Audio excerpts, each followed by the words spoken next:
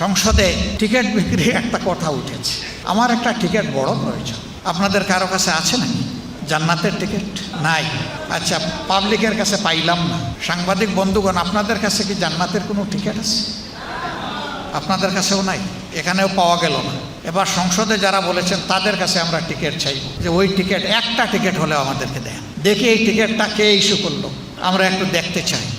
হ্যাঁ, কাউকে বোকা ভাবার কোনো কারণ নেই। আমি শুধু জ্ঞানী, আমি শুধু চালাক, আর বাকি সমস্ত লোক গবে, এটা যেন কেউ চিন্তা না করে।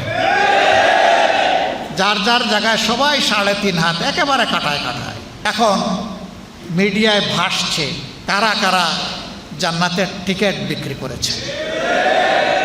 সংসদে দেখেছেন, আমরা বলেছি এই সংবিধানের সংস্কার চাই, কখনো বলিনি যে এই সংবিধানকে ছুঁড়ে ফেলে দিতে চাই, আমরা কখনো বলিনি। কিন্তু আমাদের নামে মিথ্যা অভিযোগটা হলো আমরা নাকি বলেছি। হ্যাঁ, সব ফায়ার আপনি যাকে টার্গেট করেছেন তার বুকে নাও পড়তে পারে, অনেক সময় ব্যাকফায়ারও করে। এটি ব্যাকফায়ার করেছে, করে নাই?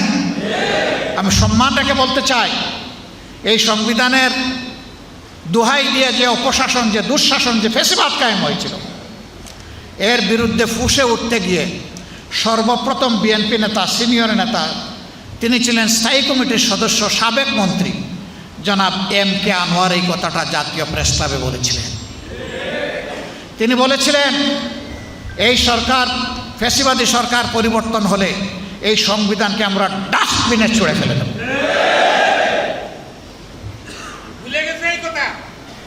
তারপরে আপনারা দেখেছেন, বেগম খালেদা জিয়া নিজেই বলেছেন, জনগণের সরকার প্রতিষ্ঠিত হলে এই সংবিধানকে ছুঁড়ে ফেলে দেওয়া হবে। সংসদে এই কথা বলে যিনি আমাদেরকে লজ্জা দিতে চেয়েছিলেন, তিনি বুঝেন নাই জনগণ জাগ্রত এবং ব্যাকফায়ার। তিনি নিজেও কিন্তু এই কথাটা বলেছেন, আমরা তো বলিনি। এগুলা দিয়ে জনগণকে বিভ্রান্ত করা যাবে না। আমরা কথা বলি দায় এবং দরদ নিয়ে, আমরা কথা বলি দেশপ্রেম নিয়ে। আমরা দায়িত্বহীন কথা বলা পছন্দ করি না। তারপরে আমরা মানুষ, ভুল ত্রুটি আমাদের হয়ে গেলে আমরা প্রকাশ্যে ক্ষমা চাই, এটাতেও আমরা কুণ্ঠিত হই না।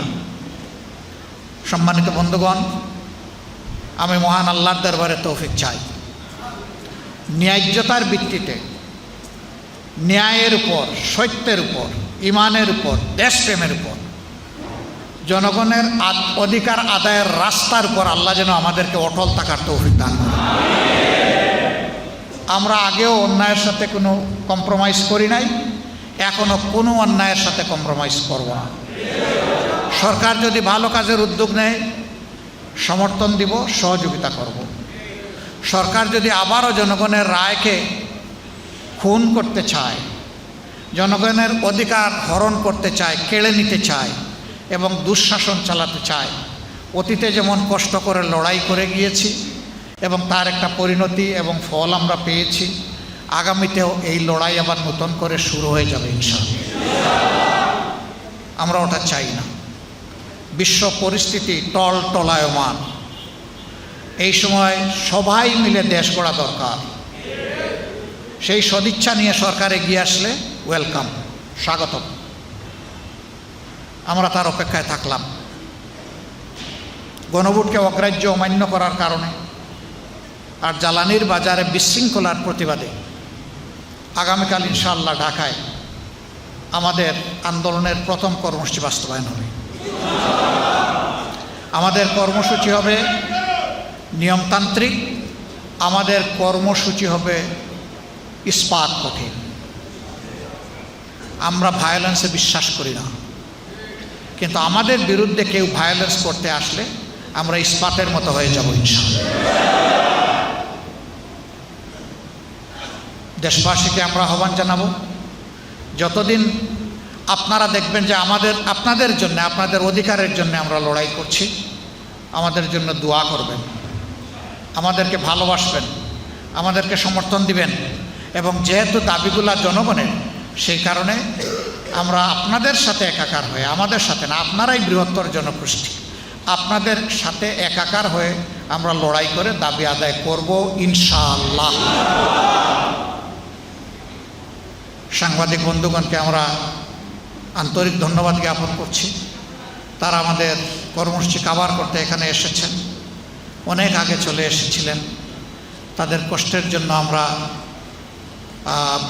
সমবেদনা জ্ঞাপন করছি। আমরা ইনশাআল্লাহ, আপনারা দেশের চতুর্থ স্তম্ভ, আপনারা বাকি 3 স্তম্ভকে পাহারাদারি করেন। আপনারা যতটা জাগ্রত থাকবেন, 3টা স্তম্ভ ততটা ঠিকমতো ফাংশন করবে।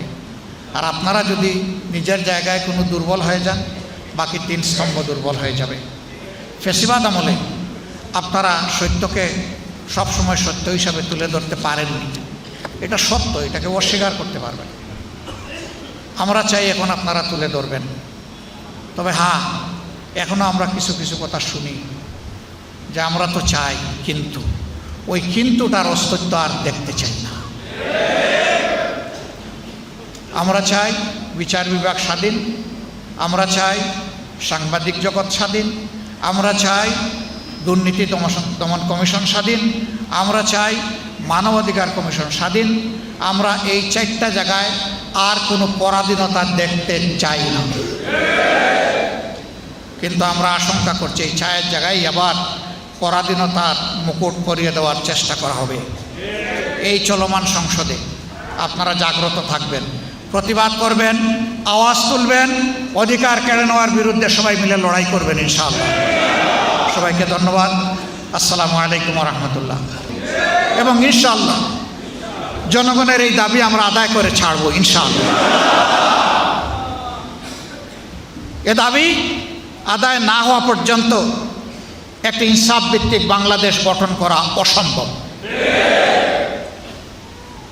ফ্যাসিবাদ একটা রোগ, নির্দিষ্ট রোগী মারা গেলেও ফ্যাসিবাদ মারা গেছে এটা বলতে পারবেন না। এটা একজন থেকে আরেকজনে সংক্রমিত হয় এবং সেই সংক্রমণ ইতিমধ্যে আমরা লক্ষ্য করছি। জনগণের রায়কে অবলীলায় অগ্রাহ্য, অপমান, অস্বীকার করার নামই হচ্ছে ফ্যাসিবাদের সূচনা। আমরা দেশে আর ফ্যাসিবাদ চাই না। এখন যারা সরকারি দলে তারাও বড় মজলুম ছিলেন, আমরাও বড় মজলুম ছিলাম, গোটা জাতি মজলুম ছিল। আমরা সাবেক এবং বর্তমান সকল মজলুমকে বলবো, আসুন আমরা আবারও জুলুমের বিরুদ্ধে ঐক্যবদ্ধ হই ইনশাআল্লাহ।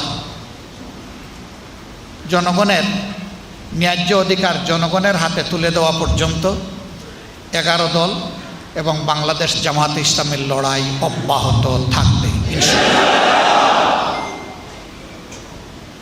আমাদের বিশ্রাম নেওয়ার কোনো জায়গা এটি নয়, দুনিয়া লড়ে যাওয়ার জায়গা।